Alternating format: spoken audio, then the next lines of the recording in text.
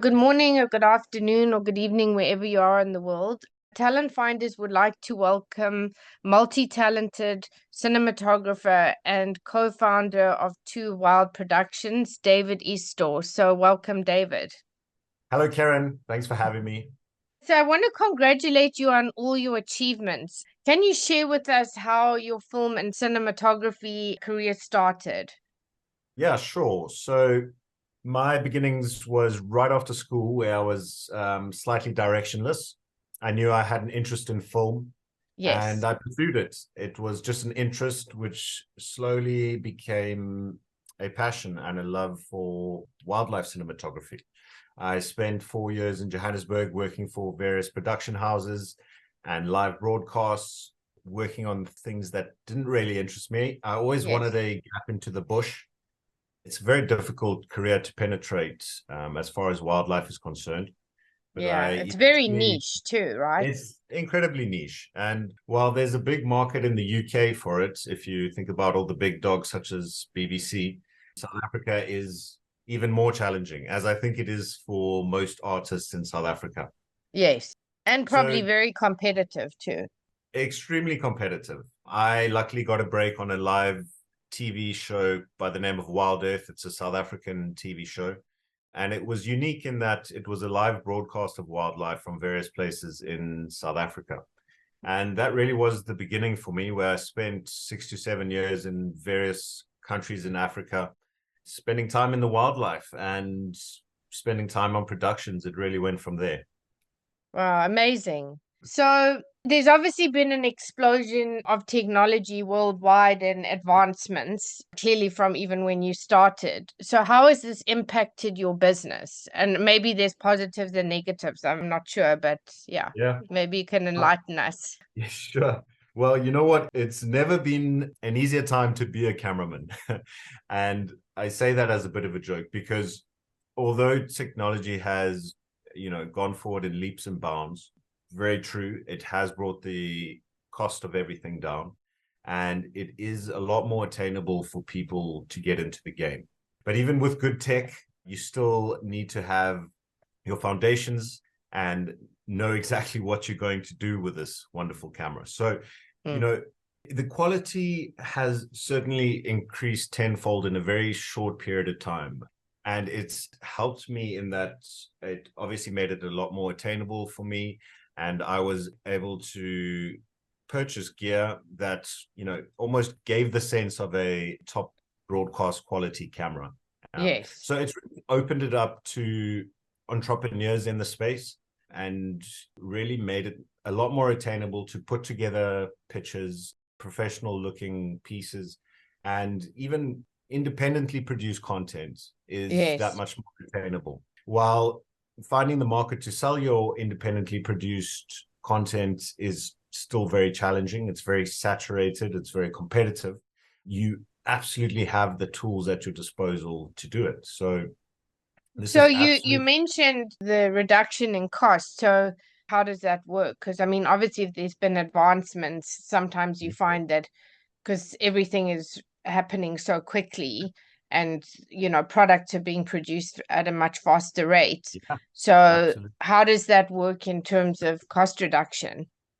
Well, there is just a whole lot more competition Mm, involved. mm. There are new brands in the space, they are competitively priced, and competition is a great thing for our space. We're all very happy for that. Yes, I'm Um, sure, because it's a very pricey, it's it it's is. not a cheap profession. So No, no, it's not. And not to say that it has become cheap. The cost has just reduced. So yes. from unattainable to expensive, I would say that it's moved. But yeah, there's competition in the space and there's a lot more demand for the products. So with an increase in demand and increase in supply, that the price of the items have gone down. And yeah, it's really just helpful for all of us independently wanting to make content.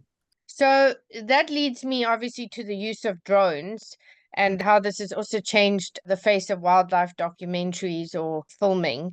Yes. So, how difficult was the transition from the more conventional methods? Yeah. Well, I must say, Karen, that the days of filming from a helicopter is probably before my time. So I think Yes. I can only recall one shoot where I was strapped in and we had the door open to the helicopter and we filmed that way, you know. Really, I was lucky enough to be part of the drone revolution. And so it wasn't a huge transition for me. Obviously, there were stumbling blocks in that South Africa, unfortunately, makes it incredibly difficult to legitimately fly drones commercially. Um, Yes. so it's not just a license that you use, but there's a second license involved with added complexity and cost. So unfortunately, South Africa is quite behind on making it accessible to people in a commercial sense. It's Yes. very difficult to operate legally in South Africa, which is a huge frustration of mine. But with the use of drones, it's, you know, as you say, it's totally changed the face of it. It's made aerial cinematography that much more accessible. You know, if you had Mm. to compare it to a helicopter that needs fuel and flight Yeah, and plans. you also got to silence out the helicopter noise. Well, exactly, you know, Yeah. but it does also raise the topic of ethics of drone use in wildlife spaces. Mm-mm. You know, it's not just something that anyone should be attempting. So there are downfalls to it too, because even as a hobbyist, you know, Mm. people have found themselves in some sticky situations. So yeah, I mean, it's upped our production value massively to have drones in our arsenal, Mm. and it's really pushed our creativity to find new ways that we can implement them. So it's only been a great piece of kit in our arsenal to up the production value of our content. Yeah, no, it's amazing. So Yeah, that leads me to what would you say some of your biggest career highlights have been? career And I'm sure highlights. you probably had multiple, but what stands Well, out for you? you know, wanted to come to mind, Karen. I mentioned the TV show that I worked on, Wild Earth, and I worked with them for 6 years. I would say the highlight there was starting a brand new camp in Kenya's Masai Mara. And for anyone who doesn't know about it, it's Kenya's version of the Kruger National Park, Mm. except much bigger and a lot more animals. And that really was a highlight because we arrived in a brand new space. We didn't know anyone. And it was a real challenge to build the camp, to completely customize all our vehicles for filming purposes. And the other bit was that we had backing from National Geographic and we were being broadcast on their channel in America for a period of about Amazing. 6 months. And, you know, this was a big highlight because it's a South African production company who essentially made it to the big leagues. And, you know, so we had some fantastic backing and some amazing gear, top of the line stuff, which I'll always remember. So that Yes. one really stands out. The other thing that stands out is that my partner and I, we have a company together, Too Wild, as you know, and both of us at a stage were actually selected to be, what was it, the WWF ambassadors. We're Amazing. voices ambassadors, as they Mm. called it. And Yeah. this was work that we did independently in Kenya, where we documented the Ethiopian wolf, which is Africa's most endangered carnivore that most South Wow, what African. an amazing experience. Yeah, actually, there's only about 500 of them left. And it's such a pity that not a lot of people know about them. But Lauren and I independently went out there and created some content around this very endangered animal and were recognized by the WWF and appointed as ambassadors for them. So that was a really big highlight. I think the last thing I would say, Karen, is I think my number one highlight would be, well, I suppose there's two. Let me tell you, it's just after working for the South African production house, I did start to freelance for the BBC. And, Mm. you know, this was a dream of mine ever since I got into wildlife filmmaking. It took years to get there. And I was just so happy to be a part of the freelance pool of cameramen to be utilized by them. So that was a big highlight. And lastly, would just be starting our own wildlife production house, also a wildlife film school, Too Wild. But yeah, we can talk about that a little bit later, I guess. Yeah, no, amazing. I love it. It's been such a, I guess, transitional journey for you as well. So, Yes, absolutely. so how has working alongside your talented and knowledgeable partner helped your business, as you Oh, mentioned? yes. My partner, Lauren Arthur, who is a TV personality, she's also a wildlife biologist. And yeah, she has absolutely, it's a 50-50 effort all the Yeah, way. amazing. Having someone with a biological background, I think it's quite obvious how useful that is in the space of recording animals. Yes. Lauren brings a lot of insight. She's very good on animal behavior. And just from a production point of view, she is also our producer on most of our shoots. And, what I've learned about this whole industry is that it absolutely takes an army, Karen. You Oh, cannot do it all. 100%.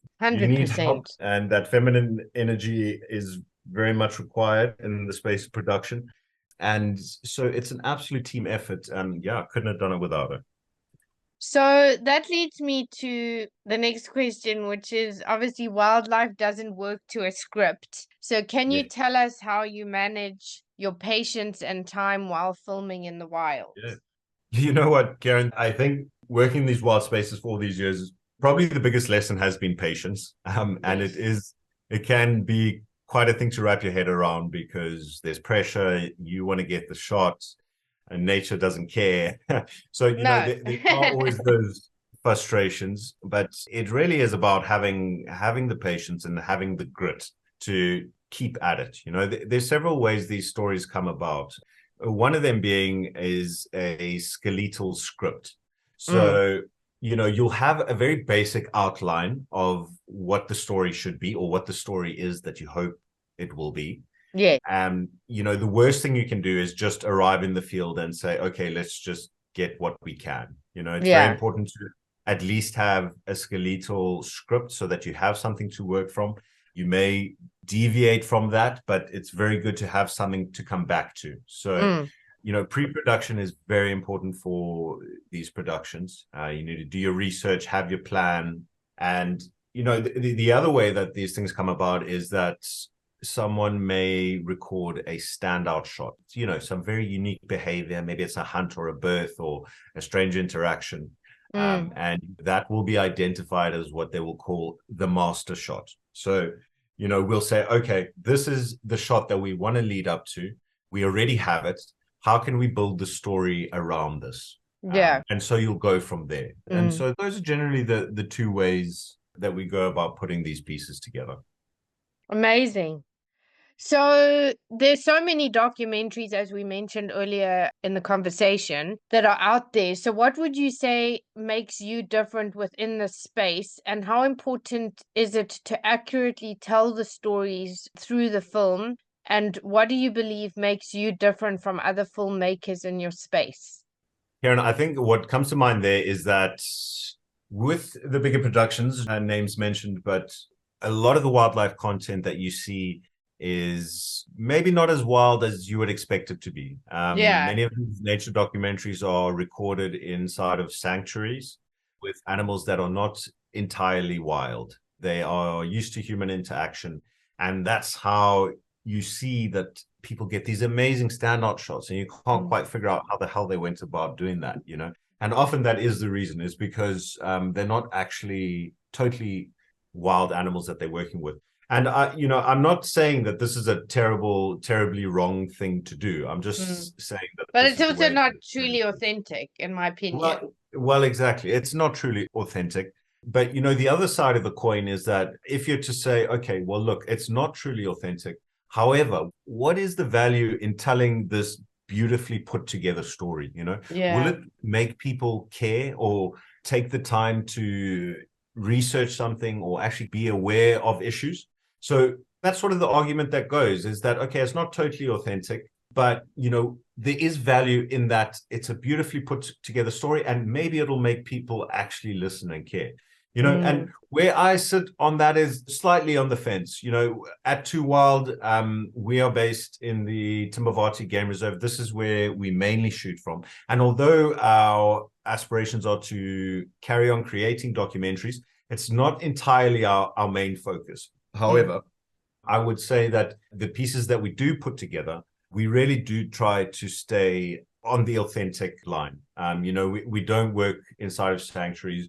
we work in wild spaces, and it does often mean that we don't quite walk away with the jaw-dropping shots that you might see on one of the bigger productions, but that the productions are authentically made and not in any sense interfering with wildlife.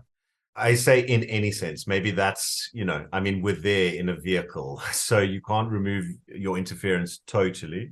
Yeah. Um, but I think you get my point in that, No, absolutely. yeah, I would say that's maybe our differentiator.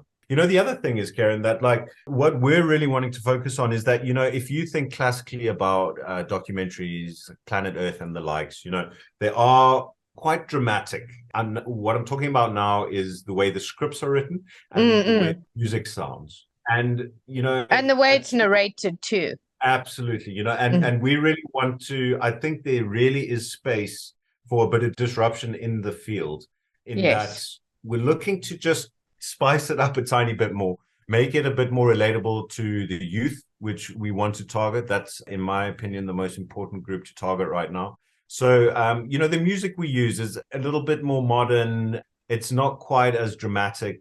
We try to make our voiceovers, quite authentic and not overly dramatized. Lastly, the other thing that we're really wanting to explore is a combination of fiction and natural history. When I say natural history, that's a term just used for purely wildlife show, not with people. What we're trying to explore here at Too Wild is intertwining natural history with some fictional storytelling. Yes, I Um, mean that's beautiful. yeah, and so yeah, we're just trying to reimagine how we put these things together and make it a bit more current and trying to think about it a bit differently. Yeah, no, that's amazing. So, would you mind sharing with us your most exciting moment while filming? And I'm sure you probably had multiple, but Man, have you had anything that's really, really stand out. Well, yeah. as you said, difficult to pick. I've filmed several births and several hunts. One that does stick out to me though was when we were in Kenya for a 6-month period Mm. in 2019, I believe. What was quite unique is that we had access into the game reserve in the dead of night. And normally Oh, the game reserve wow. closes at 6 p.m. and everyone's out. We had special permission because we were working on this production for National Geographic. And well, that in itself was quite an eerie experience, just being the only vehicle in the entire game reserve in the black and Mm. white. But we also had these very light sensitive cameras, which actually allowed us to film at night as long as we had moonlight with no artificial light. So it was quite this weird experience where if you look around just with your eyes, it's black, but through your camera, you're able to see what's going on, and Mm. it's perfectly clear. And yeah, I think one of the most exciting things we documented was an aardvark being chased by a pride of lions. Oh, wow. That must have been Yeah. amazing. I couldn't believe how nimble those aardvark actually are. But the last shot we had was of the Because they're aardvark. rare to see too. I mean, they're not the Absolutely. easiest to see. Yeah. Well, that's the Yeah. thing, we were just too happy to see one, never mind it being chased by lions. But the last shot that we had was of this aardvark diving into a hole because their superpower is probably not the right word, but they dig very well. And so Yes. this aardvark dived into a hole and started digging at a hell of a rate. And the last shot we had was just the sand being flung into the faces of all the lions, like all around this hole that it was digging at, and it escaped. So Wow. Amazing. I remember that one sticks out for me. Amazing. So, having experienced and achieved a lot, how do you believe having worked in this space has helped you to start your own film company? And can you share with us more about this? Yeah, I always had aspirations to have my own company, and I knew that I first had to spend many years working for other people, and Yeah, just to it, gain that experience. yeah, exactly. And from all the people who mentored and taught me, it was hugely valuable. But I've always been interested in the business side of it too, how to run it successfully. The first gig I had was as a camera assistant. And then from there, I went into editing. And then from there, I did a bit of live directing. And, really wearing the different hats and understanding the different parts of production, Mm. something I had to do firsthand. to Yes. really get it, and it's so that I could have an overview of when I ran my company. So, it's only, what is it now, 7 years of experience, and thereafter I started my own company. So, you got to learn from the big dogs. It's Yeah, important. absolutely. Well, They've also done it I all think before. it helps you because then you can also go, well, what can I do better once you've gained that Exactly. experience? Yeah. Well, exactly. And it's really useful to see the pros pick a scenario apart, how they figure it out, decisions they make, people they use, things they do and don't do. So that was really important for me to spend time under people like that. Yeah, absolutely. So, have you ever worked with David Attenborough? And if so, what was the experience like? And what are your thoughts on his contribution to your industry? Yeah, you know what? No, I have not, Karen, and I would absolutely love to. That would be a total highlight for me. Yeah. Um, yeah, I mean, he's obviously, was almost the founder of this industry, Mm. and that would be an absolute highlight for me to get. Just to meet him would be great, but to be on shoot with him would just be next level. Yeah, I believe he absolutely. does all his voiceover work from the comfort of his own home these days. So I think you're gonna have to be quite lucky to catch the guy out and about. Yeah. So, what would you say is your ultimate vision for your company? Okay, well, you know what? So we've spoken quite a lot about independent documentary production, Karen. Yes. But at Too Wild, our primary focus is offering this wildlife film course. It's hosted here in the Timbavati Game Reserve, which is a fantastic piece of game reserve that borders the Kruger National Park. Mm. It's a private game reserve, and how it will work is that you come and spend 4 weeks here in the bush, and that you'll be mentored by various industry professionals. I will be one of them, manning mainly the camera side of everything, Mm. but of course, we'll touch on all parts of production, pre-production, script writing, shooting for the edits, archiving your material, managing your media, some Sounds some basic amazing. some basic color. And so there'll be various aspects of production, but what the course will also do is make you bush savvy. So Yes, which is we so will, important because I think yes, people are very delusional. I mean, we used to run a game lodge and yeah. oh, some people.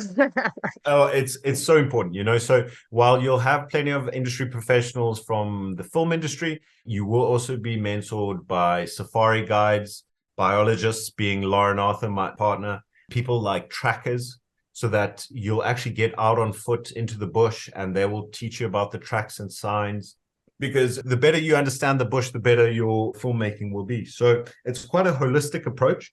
Our target market is mainly people trying to get into the industry, although Yes, there are no prerequisites. Everyone is welcome to join, but it's going to be an ideal place for someone to come and build their portfolio on wildlife filmmaking to take it further with their career. It was something that I experienced being younger, trying to get into the industry. There just were not the facilities for you to to do come it. and build Yeah. a portfolio. And so there's a facility for you to come and do that. So our ultimate goal is to breed the next generation of wildlife filmmakers. And although this course is quite an exclusive experience, I'll be quite honest with you, it is priced for an international market.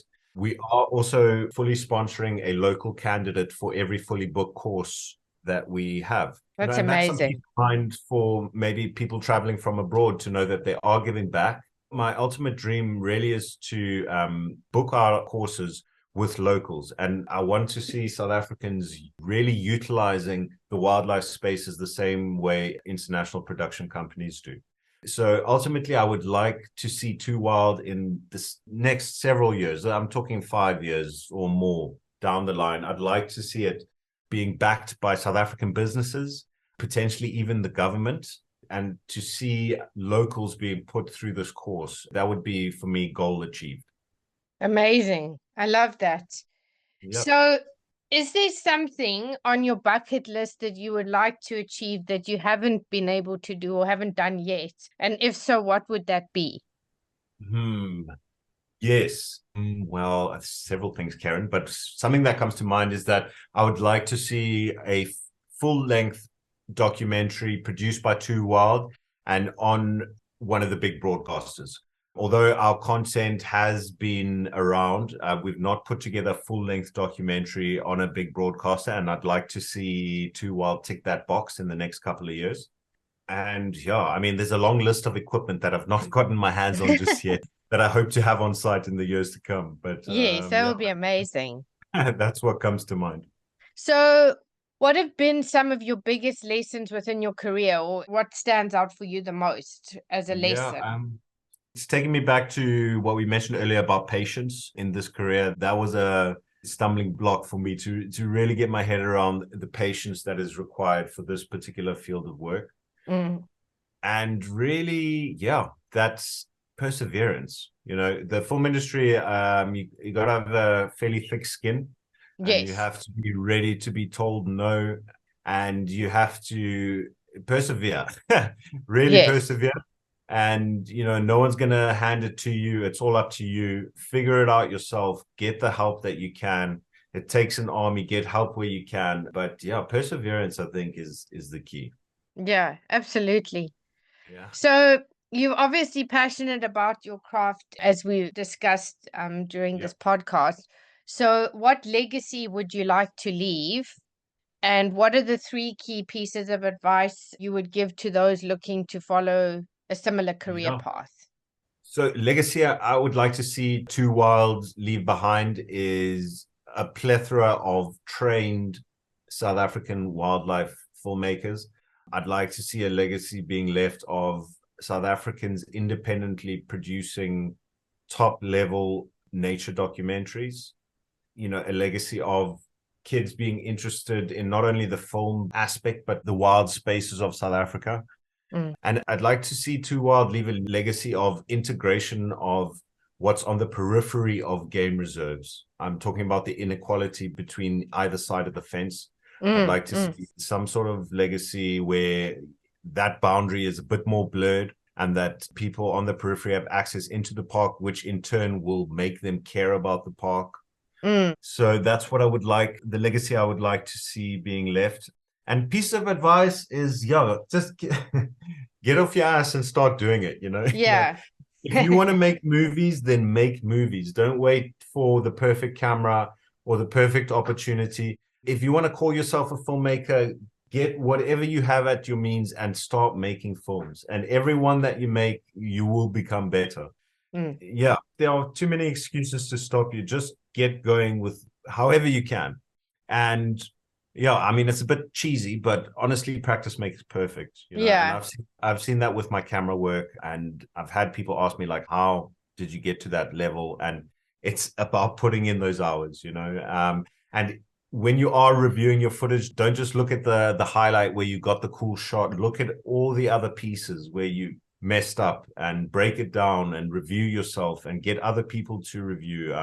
Welcome review from other people and just take a chance. You know, here Too Wild, we often find companies abroad and just shoot out a mail to them. Mm. Whatever the idea is, and a lot of the time we don't hear back. Most of the time we don't, but every now and then, this is how we've gotten gigs: is by Yes. being bold enough to suggest an idea and, you know, think boldly. Just try. The worst they can say is no, or just purely ignore you. But it's often those people who just have the guts to just speak their idea and reach out, and you'll often be surprised at the sort of response you'll get. Amazing. Well, thank you for joining us today, David. It's been an absolute pleasure and honor to have you. So, if people would like to connect with you, what are the best platforms to do so? Sure. So I think best platform would be Instagram, where we have a Too Wild Productions page. I also have my personal page, which is at the Norman Eastaugh. And definitely give our website a look. It's been newly redone, and that is toowild.co. Yeah, just Oh, .co, not amazing. .com. So new website is up, and that's where you'll get all the information on the services that we offer, the film course, film gear rental, and independently produced nature dockies. So yeah, and there's several ways to reach out from the website. So that'll be your best. Amazing. Well, thank you so much for joining us, and hopefully, we can have you back in the future to see where you are in your journey. And thanks so much. That'll be lovely. Thanks for having me, Karen.